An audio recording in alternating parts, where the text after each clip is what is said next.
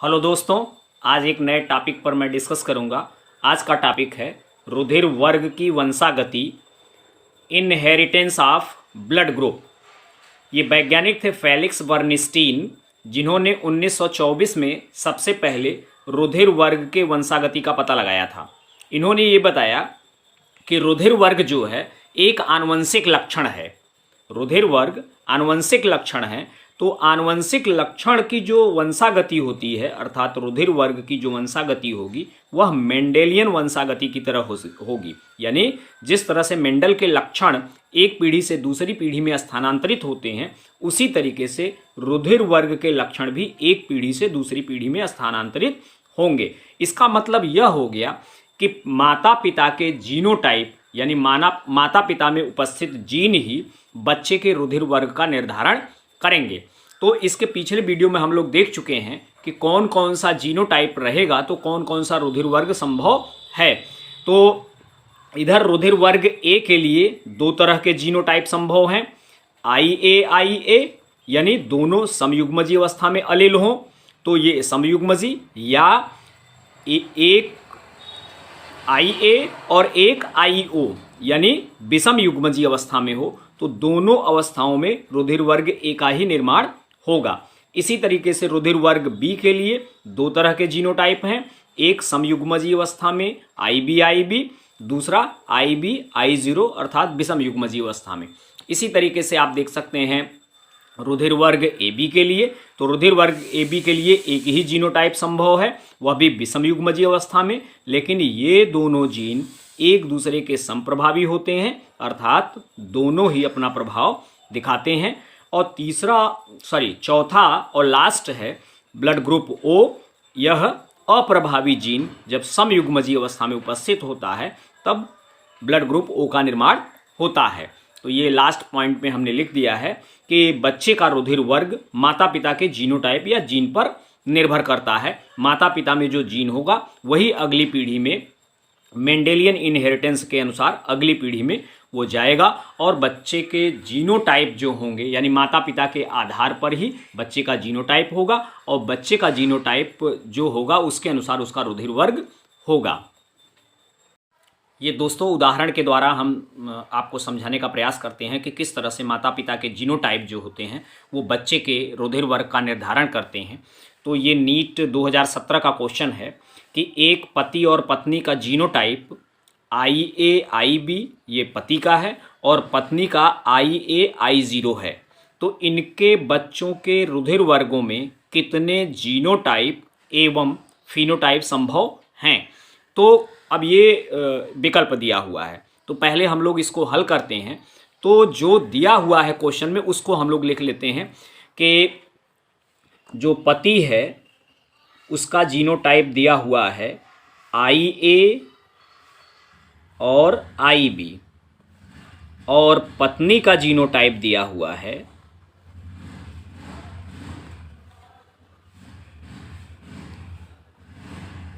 IA-I0। अब इसका checker board के द्वारा हम लोग इसको लगाते हैं। तो ये चेकर बोर्ड हम बना लेते हैं।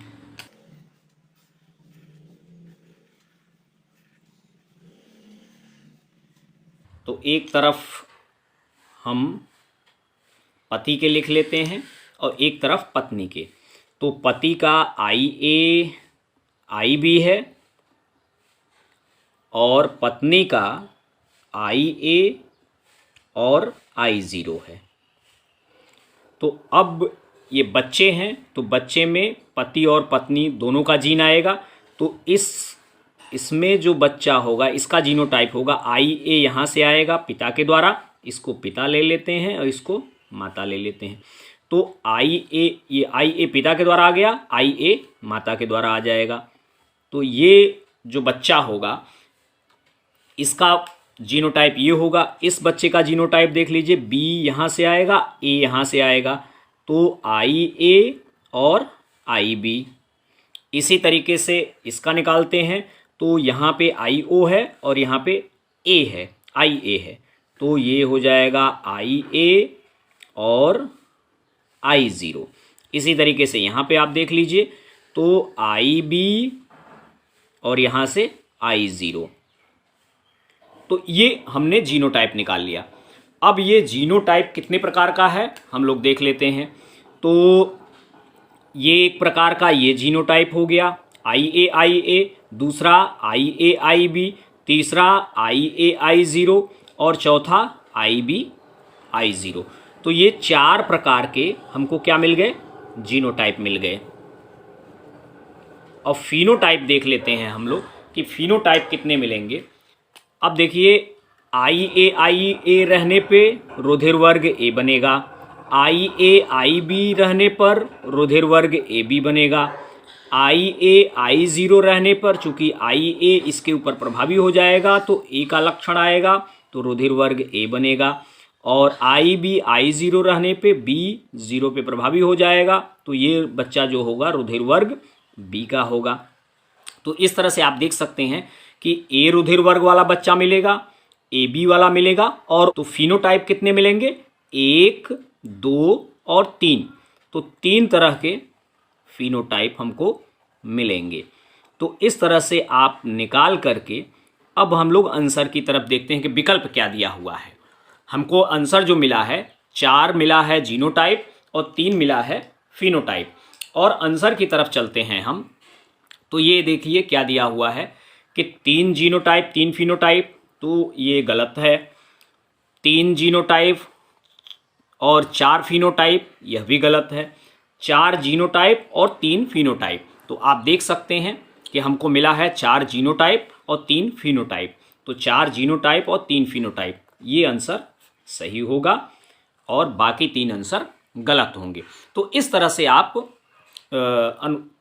माता पिता के लक्षण, माता पिता के जीनोटाइप के द्वारा बच्चे के लक्षण का पता लगा सकते हैं। अब इसमें एक चीज़ एक तरह से और पूछता है कि कितने प्रतिशत जो है बच्चे किस ब्लड ग्रुप के होंगे। तो इसमें आप देख सकते हैं कि 4 में से अगर चारों को डिवाइड करें तो 25% ये, 25% ये, 25% ये, 25% ये, यानी 4 हैं तो 25% आएगा। तो ए ब्लड ग्रुप वाले कितने होंगे, 50% होंगे। ब्लड ग्रुप ए जो होंगे वो 50% होंगे। बचा हुआ ये 25% ब्लड ग्रुप ए बी होगा और 25% ब्लड ग्रुप बी होगा। तो इस तरह से कभी कभी क्वेश्चन पूछ लेता है, प्रतिशत पूछ लेता है कि किस रुधिर वर्ग वाले कितने प्रतिशत होंगे। तो 50% रुधिर वर्ग ए वाले होंगे, 25% रुधिर वर्ग ए बी वाले होंगे और 25% रुधिर वर्ग बी वाले होंगे। ये दूसरा उदाहरण दोस्तों हमने लिया है, ये नीट 1991 में आया हुआ क्वेश्चन है कि ए रुधिर वर्ग वाले पुरुष, तो हमने ये पुरुष रुधिर वर्ग ए ले लिया है, का विवाह ए बी रुधिर वर्ग वाली महिला से होता है। तो ए बी रुधिर वर्ग महिला का हमने ले लिया है। अब क्वेश्चन क्या पूछ रहा है कि उसके संतानों में निम्न में से कौन सा रुधिर वर्ग का बच्चा यह संकेत देता है कि पिता विषम युग्मजी है। तो अब यहाँ पे बच्चे का रुधिर वर्ग दिया है ए बी या ए या ओ या बी, यानी कौन सा रुधिर वर्ग का बच्चा है जो यह बता रहा है कि पिता जो है यह विषम युग्मजी ए है। अब दोनों कंडीशन में हम लोग देखते हैं कि अगर रुधिर वर्ग ए होगा तो पिता का क्या जीनोटाइप संभव है। एक तो समयुग्मजी अवस्था में रहे IA तब रुधिर वर्ग ए हो सकता है। दूसरी कंडीशन क्या है कि विषम युग्मजी हो IA और IO, तब ये विषम युग्मजी अवस्था में भी रुधिर वर्ग ए होगा पुरुष का। महिला के लिए तो एक ही जीनोटाइप है IA और IB। तो पुरुष के दोनों जो विकल्प हैं, दोनों विकल्पों को लेकर के हम उनके संततियों का निकालते हैं जीनोटाइप, उसके बाद हम रिजल्ट पर पहुंचेंगे कि क्या आंसर होगा। अब पहले में हम पुरुष का IAIA ले लेते हैं, IAI लेते हैं और माता का यहाँ पे फिक्स है IA और IB।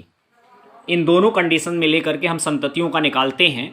तो इसमें आप देख सकते हैं कि IAIA आएगा इस संतति में, तो IA और IA। दूसरे में भी वही सेम आएगा, चूँकि इधर भी A है इधर भी A है, तो IA ये दूसरी संतति में हो गया। तीसरी में देख लीजिए आप आई ए और यहाँ से आई बी, तो आई ए और आई बी, और यहाँ पे आप देख सकते हैं कि इधर से ए आएगा, इधर से बी आएगा, तो इस तरह से आई ए और आई बी। अब इसका फिनोटाइप देखते हैं क्या होगा। आई ए रहने पे रुधिर वर्ग ए होगा, आई ए है तो सेम होगा रुधिर वर्ग ए, और आई बी रहने पर ए बी होगा, और आई बी रहने पर ए बी होगा। यानी 50% बच्चे जो होंगे, अगर पिता को आई ए लेते हैं यानी समयुग्मजीय अवस्था में लेते हैं, तब 50% बच्चे रुधिर वर्ग ए के होंगे और 50% रुधिर वर्ग ए बी के होंगे। तो यहाँ पे हम लिख देते हैं 50% रुधिर वर्ग ए और 50% रुधिर वर्ग ए बी के बच्चे होंगे। अब हम दूसरी कंडीशन लेते हैं कि दूसरी कंडीशन में पिता को I0, IA और I0 लेते हैं, और माता का तो वही रहेगा IA और IB। अब यहाँ पे देखिए AA हो जाएगा तो IA, और यहाँ पे IA यहाँ से आएगा, I0 यहाँ से आएगा, IA, यहाँ पे IA यहाँ से आएगा और IB यहाँ से माता से आएगा, और यहाँ पे क्या होगा भी I0 और IB, तो IB और I0। अब इससे हम देख लेते हैं कौन सा रुधिर वर्ग होगा। तो IA के कारण यहाँ पे रुधिर वर्ग क्या होगा, A होगा, IA के कारण A होगा, IA और IB के कारण रुधिर वर्ग AB होगा, और IB के कारण रुधिर वर्ग B होगा। तो आप इसमें देख सकते हैं कि 50% जो है वो रुधिर वर्ग ए के आए हैं, 25% रुधिर वर्ग बी के आए हैं, और 25% जो है 25% रुधिर वर्ग ए बी के आए हैं।